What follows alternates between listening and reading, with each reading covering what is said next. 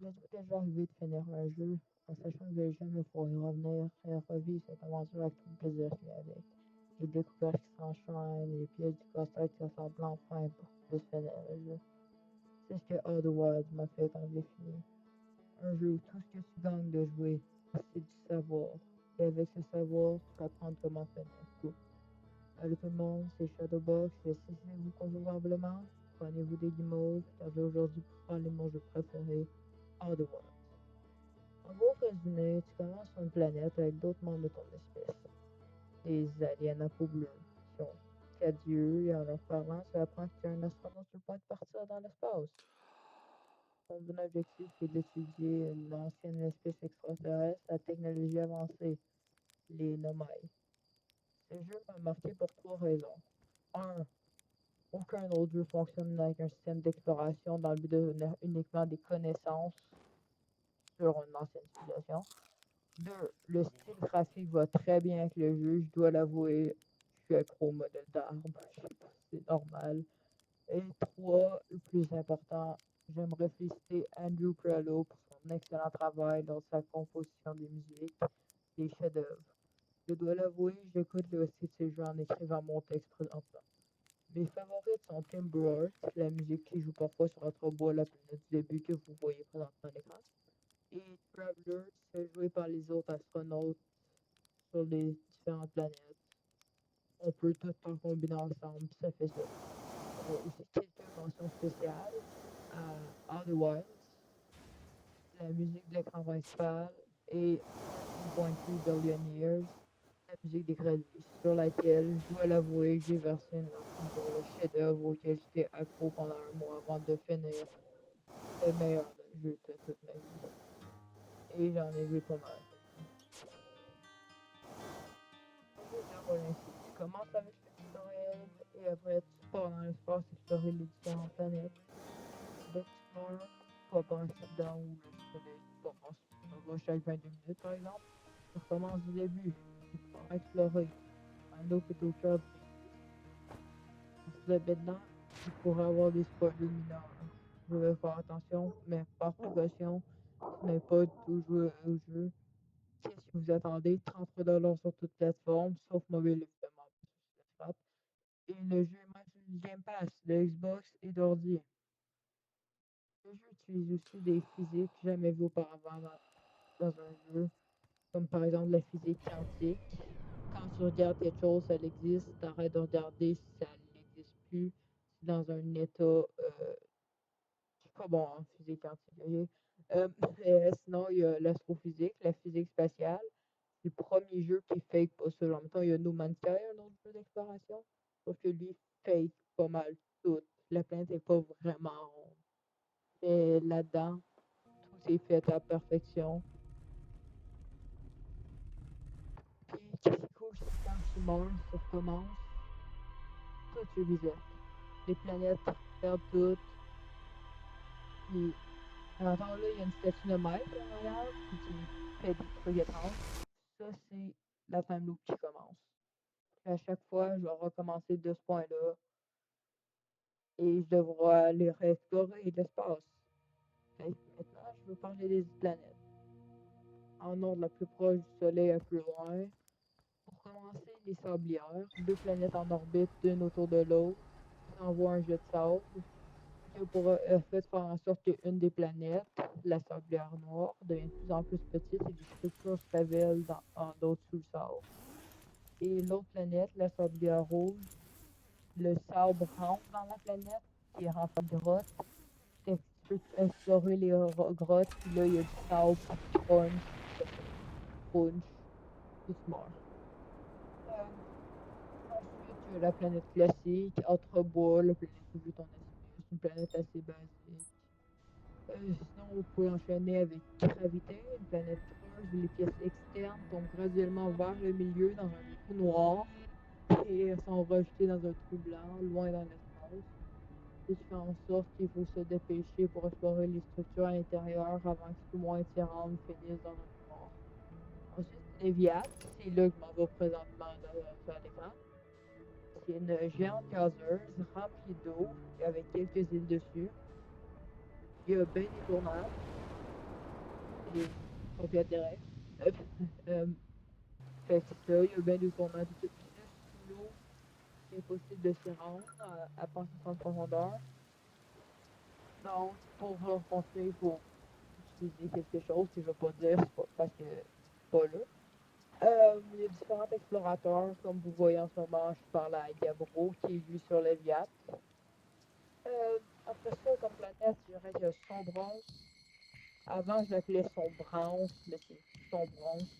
En gros, c'est une petite planète, elle est entourée de ronces, puis il y a un gros trou blanc à l'intérieur. Un trou, vraiment un trou blanc, puis un trou noir. Vous comprenez. Donc, il y a un trou, tu rentres dedans, puis là, l'intérieur de la planète est vraiment plus gros. Il y a plein de koalas partout qui mangent, qui boivent. Et c'est. Genre, c'est le jeu, genre, c'est pas un jeu d'horreur. Sauf que là, spécifiquement, ça fait peur, les koalas. On peut pas dire le contraire. Après ça, il y a bien entendu l'intrus, qui est une comète qui a une orbite ovale autour du Soleil, un peu comme Pluton dans notre système solaire. L'intrus est une grosse boule de glace avec une traînée. Dessus, il y a un spoiler alert, vaisseau nomade. Genre, petit vaisseau pas le c'est souvent ce que l'on dans ton jeu. Après ça, il y a la spoiler alert dans ce que je dis. La lune quantique, je vais pas trop parler pour éviter spoil. La plupart des planètes ont un explorateur atrien. En gros, un atrien, c'est quelque chose entre moi, en gros, son espèce. Il voit un instrument et que quand tu lui parles, donne des indications sur quoi faire sur sa planète et où sont la plupart des ennemis. Souvent, avec les explorateurs, il y a un petit feu, tu peux attirer des guimauves, recharger ton carburant. Je me suis donné pour l'objectif de faire cuire une guimauve à perfection sur chaque planète. Je crois qu'il en reste juste son bronze. Euh, L'explorateur, pour le texter, c'est un clone de stock, c'est ce qui se transforme dans mes mains. De loin, tu peux savoir, oh, il y en a un là-bas, tu peux te diriger par là-bas, aller lui parler, lui demander de l'information sur la planète. Il va te dire, mettons, ah, là-bas, il y a une ville nomade, genre en ruine, tu peux aller voir, puis là, tu peux, avec ton traducteur nomade, lire le texte qui est là-bas, puis en apprendre plus sur nomade, et pourquoi ton soleil part en supernova au moins 2 minutes, qu'est-ce que je fais dans une time loop, comment arrêter tout ça, pourquoi l'univers se détruit. What the fucking going on? Mais en gros, c'est vraiment. Genre, le jeu, il donne aucun objectif.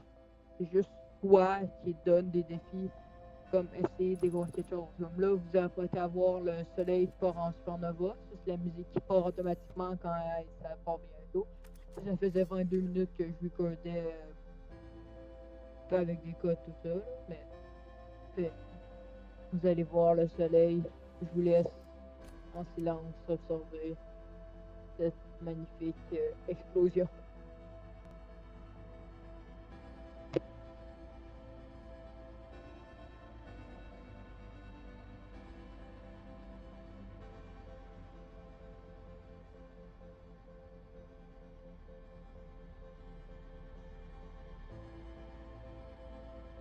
C'est beau voir la fin d'un système solaire.